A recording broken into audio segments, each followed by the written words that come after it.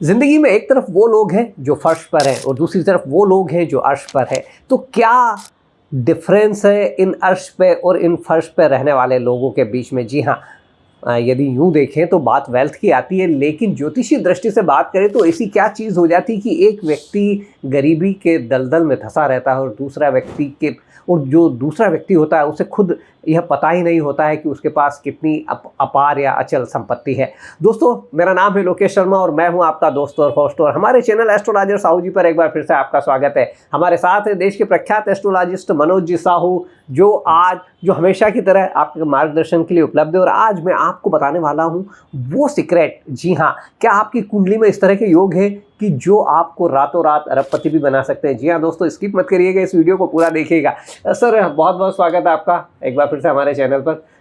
Sir, मैं जानना चाहूँगा कि हम देखते हैं जिस तरह से भारत में खबरें भी आती हैं कि आर्थिक विषमताएं बढ़ती जा रही है। केवल चंद % लोग हैं जिनके पास पूरी भारत की संपत्ति का करीब 40% तक है, ऐसा कहने में आता है, और बाकी रेस्ट ऑफ है उनके पास कुछ भी नहीं है, मतलब बहुत कम परसेंटेज है। जैसे ढेर सारे लोग हैं जिनके पास जो सुबह का खाना खा लेते तो उन्हें शाम का पता नहीं होता। और एक दूसरी तरफ यदि बात करें अडानी की, अंबानी की, टाटा की, तो ऐसे लोग हैं कि जिन्हें खुद पता नहीं कि उनके पास कितनी संपत्ति है। तो कुंडली में ऐसे कौन से योग होते हैं जो इन्हें इतना महाधनी बना देते हैं, और दूसरी तरफ ऐसे लोगों की कुंडली में क्या योग होता है जो इन्हें उभरने नहीं देता है? बहुत बहुत धन्यवाद लोकेश जी। ये जो विषय है कलयुग में बहुत सबसे ज़्यादा जो सोचने में मजबूर करता है हम सभी को। आय, इनकम, जी, सुख, धन, संपदा, जर जुरू जमीन, हर किसी को मिल जाए बहुत बड़ा नसीब वाला उसको बोलते हैं जी। और जिसको ना मिले तो आपकी पढ़ाई, आपका शरीर, आपकी कद काठी कोई मायने नहीं रखती यदि आपके पास धन दौलत ना हो तो। सही बात।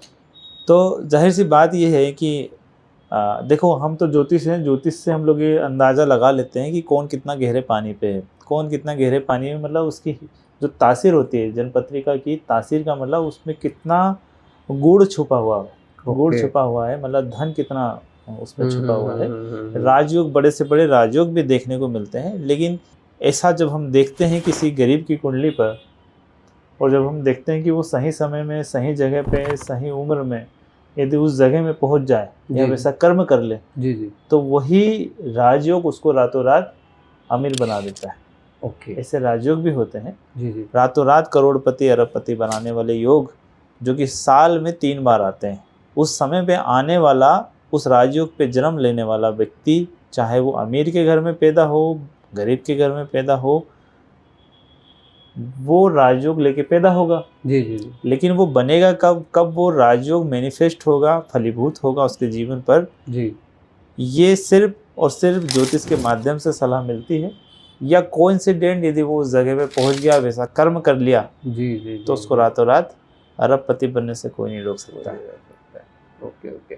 तो सर, जिस तरह से आपने ये बात करी तो मेरे दिमाग में एक छोटा सा प्रश्न और आ गया है वही कि क्या राजयोग को भी एक्टिवेट किया जा सकता है या राजयोग डीएक्टिवेट रह जाते हैं? बिल्कुल सही बात है। यदि मैं आपको बोलूं कि एक बक्सा है, जी, आपके दादाजी ने मुझे देकर गए हैं, ओके, और ये बक्सा आपको देने को बोला है, जी, ना उस बक्से के बारे में मुझे पता है, जी, ना आपको पता है। आपने कहा बक्सा है, पुराना है, खंडर सा है, दादा ने देखे होंगे, ठीक है, ना आप खोल रहे हो, ना मैंने आपको बताया। ओके, मैंने भी उसको एक साइड पटक दिया।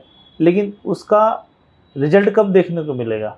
मैं आपको लास्ट मंथ की बात बता रहा हूँ। जी। एक जुडिशियल जज की बहू बेटे मेरे पास आए और उन्होंने कुछ जनपत्रिका के बारे में मुझे सलाह ली। जी। और जनपत्रिका में कुछ उपाय दिया गया उनको। जी। उपाय दिया तो उनको वंश से, मतलब जो बोलते हैं ना, पीढ़ी का धन प्राप्ति का एक योग था। तो उन्होंने कहा हमारे पास तो वैसे ही बंगले, घर वगैरह पड़े हुए हैं। लेकिन 10 दिन के बाद उन्हीं का फ़ोन आता है कि हमारे पिताजी की छोड़ी हुई जो कागज में बने हुए रहते ना, जिसको बोलते हैं मार्केट, जो शेयर मार्केट के जो पेपर जो होते थे, वो उनके घर में पूरा बंच की बंच मिला। जिसकी कीमत आज की डेट में 75 करोड़ रुपए वो मिला। और जुडिशियल जज, उस समय की बात में बता रहा हूँ, मतलब 62 में वो ख़त्म हुए हैं। ओके, तो 62 से पहले की बात है। जी। तो उस समय शेयर मार्केट पेपर में हुआ करता था, आई थिंक। हाँ जी।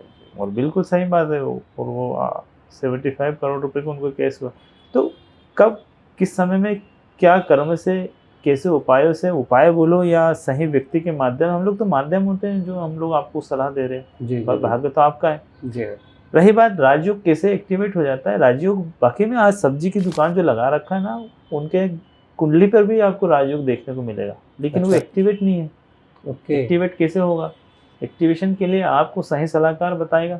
जैसे आपके पास बुद्धि है, उस बुद्धि को आप सही लगा रहे हो गलत लगा रहे हो, आपको टीचर समझाएगा। जी हाँ, सेम ऐसे राजयोग भी, मैंने आपको जैसे उदाहरण दिया कि आपके दादाजी ने आपको एक बॉक्स देके आपको छोड़ के चले गए, अब वो बॉक्स खोल के देखोगे तभी आपको पता लगेगा। किस समय में खोलना है ये भी निर्भर करता है। बिल्कुल सही बात है ना। अब 20 मान लो उसमें सोने के कुछ मोहरे मिले हो, जी आप तुरंत खोल लेते तो उस समय सोने की कीमत कम थी। जी आप 50 साल बाद खोलोगे तो उसकी कीमत ज़्यादा मिलेगी। जी किस समय वो एक्टिवेट हो रहा है वो राजयोग, जी ये सब आपके कर्म पे डिपेंड करता है। जी कई लोग ऐसे लोग भी मिले हैं जिन लोग को ये उम्मीद नहीं थी कि उनके घर पे गड़ा हुआ धन मिल जाएगा। ओके। तो ये क्या है? ये भी तो राजयोग एक्टिवेशन बोलते हैं ना। जी जी जी जी कि किसी का राजयोग कब एक्टिवेशन हो गया, कौन से कर्म से राजयोग एक्टिवेट हो रहा है कि आपको अचानक गड़ा धन मिल गया, आप ही के घर पे बॉक्स में कुछ धन मिल गया, पिता दादा की जायदाद की संपत्ति के पेपर मिल गए जो सालों से गुमे हुए थे। तो इसको एक्टिवेशन बोलते हैं, राजयोग का एक्टिवेशन। तो जो कुदरत अचानक आपको रिजल्ट दिलाना चाहती है वो इस तरीके से दिलाती है। गड़ा धन मिलना, प्रॉपर्टी के पेपर मिलना, किसी ने गिफ्ट दे के चला गया। कई बार ऐसा भी सुनने में आया कि पूरी संपत्ति नौकर के नाम पे करके चले गए, लोगों ने संन्यास ले लिया नौकर के नाम। तो ये क्या है? उस नौकर का राजयोग है जी जी जी ये नहीं है? आप मानोगे कि नहीं मानोगे? बिल्कुल मानना पड़ेगा। इस तरीके से बोलते हैं। लेकिन वो मैनिफेस्टेशन कैसे होगा? क्या पापियों को होगा ये राजयोग एक्टिवेशन? नहीं होगा। नहीं होगा। राजयोग का मतलब ये है जिसपे कुदरती आशीर्वाद हो, कुदरत का आशीर्वाद, भगवान का आशीर्वाद, ग्रहों का आशीर्वाद हो, उसको राजयोग बोलेंगे। सर ये तो राजयोग की बात हो गई।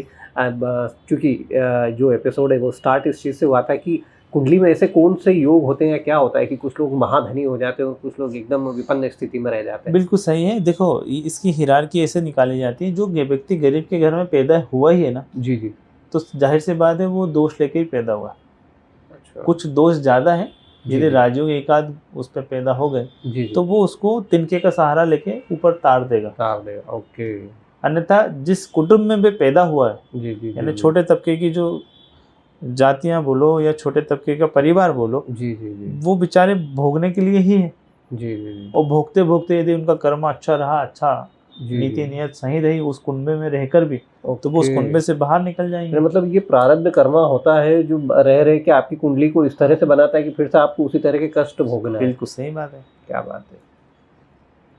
कोई भी व्यक्ति, जो भी व्यक्ति हुआ इसी धरती पे पैदा हो रहा है।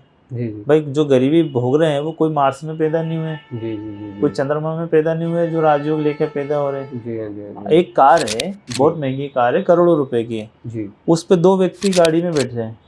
एक गाड़ी चलाने वाला जी, वो भी इंसान है, जी, और एक बहुत अच्छे ठाट बाट से बैठने वाला वो भी इंसान है। जी, जी, दोनों की मानसिकता में अंतर देखो, दोनों की बरकत में अंतर देखो, ओके, दोनों की सोच पे अंतर देखो आप।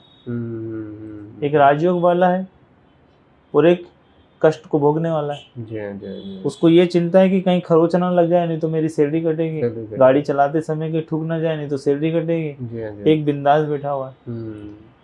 तो राजयोग और दोष कर्मा इसको बोलते हैं। कैसे पता लगाया जाएगा? जी। तो ये है, यही कारण है आपको, आप जिस भी हाल पे हो, जहाँ पे भी हाल पे हो, आप गरीब हो अमीर हो, आप अपने कर्मों को सही रखो। जी जी, बस सर कुछ बिल्कुल जैसे कहें कि जनरल से उपाय अपने कर्मा को ठीक रखने के लिए। प्रारब्ध तो चलो ठीक है, उन व्यक्तियों का खराब हो गया, उन्हें ही नहीं पता है, लेकिन आज यदि अपने कर्मा को ठीक रखने, बहुत प्यारी बात बताऊं, मैंने हमेशा देखा है, गरीब यदि जो पैदा हुआ है ना, गरीब होके क्यों मर जाता है? जी जी, पता है उन लोगों की ना, उनमें सब्र नहीं रहती, नीति उनकी सबसे ज्यादा खराब होती। ओके, मैंने देखा 90% मतलब आउट ऑफ 100 या मैं बोलूँ 10 में से 9 व्यक्ति तो गरीब ही रहते हैं। जी, और इसमें उनका कारण है उनकी बुद्धि। जी जी जी, एक 10 में से एक इसलिए तर जाता है क्योंकि वो इनमें भरोसा करना छोड़ देता है। जिस चीज में वो रह रहा है ना, उनमें छोड़ना, भरोसा करना बंद करके वो किसी और की संगत कर लेता है। ओके, और वो बढ़ जाता है कि यार नहीं, इनसे बेहतर तो ये लोग हैं। जी जी, और वो 1% लोग तरक्की कर लेते हैं गरीबों में से। इसलिए बोलते हैं आउट ऑफ 100 90% लोग गरीब होके क्यों मर रहे हैं, क्योंकि वो लोगों ने ना आगे बढ़ने की जो लगन होती है ना, उस पर भरोसा नहीं हो पाता। और यदि भरोसा कर लिया तो वही है, आज एक मजदूर को बुलाकर देखो आप, जी जी उसको आप बोलेंगे ना कि भैया मैं आज तेरे को, तू कितना रुपए महीने का दिन का पेमेंट लेगा, बोले मैं 500 रुपये दिन का लूँगा। आपने यदि उसको हाँ बोल दिया ना, जी जी अब उसको दिन भर टेंशन रहेगी कि यार मैंने हाँ क्यों बोल दिया, मेरे को तो 600 बोल देना चाहिए था, मेरे को 700 बोल दिया। अब आपने जैसे बोल दिया, क्यों तू उदास क्यों है, 500 रुपये तूने बोला, हमने 500 दे दिया। जी अब 500 देने के बाद में यदि उसने बोल दिया बाबूजी मैं तो 700 लूँगा, मैंने जल्दी में 500 बोल दिया था ना, यदि आपने उस व्यक्ति को, उस गरीब व्यक्ति को 700 भी बोल दिया तो फिर लगे तो भी टेंशन है उसको कि अरे यार मैं कहीं गलत तो नहीं, इनका ऑफिस तो बहुत अच्छा है जी और सेट तो बड़े हैं, मेरे को तो मतलब 1000 भी बोलूँ तो दे सकते थे। वो 7 दिन 10 दिन के बाद फिर बोल देगा कि बाबूजी जम नहीं रहा यार मेरे को, आपका काम तो ये तो बहुत महंगा काम है, मैं तो नहीं कर पाऊंगा ये काम, आप 1000 रुपये दे रहे हो तो ठीक है। तो ये जो मानसिकता होती है ना, गरीब को गरीब ही बना के रखते, यही कारण है।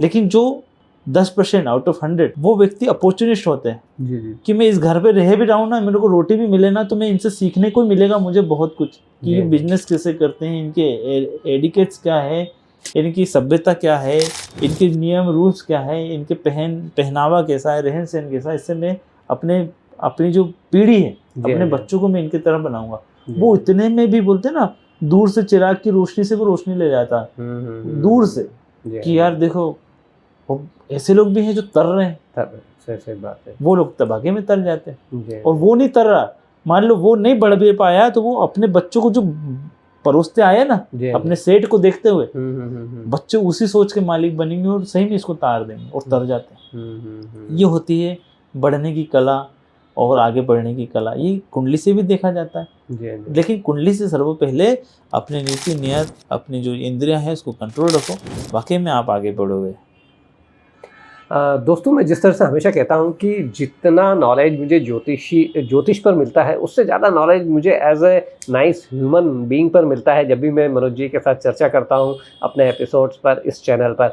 तो उम्मीद करता हूं कि ये जो हमारी चर्चा है, हमारी जो ज्योतिष पर चर्चा है, ये आपको पसंद आई होगी। यदि आपको पसंद आई तो प्लीज़ इसे लाइक और शेयर कर लीजिए। और साथ ही यदि अभी तक आप हमारे चैनल एस्ट्रोलॉजर साहू जी पर नए हैं और आपने इसे अभी तक सब्सक्राइब नहीं किया है, किसका वेट कर रहे हैं भाई, जल्दी से सब्सक्राइब कर लीजिए।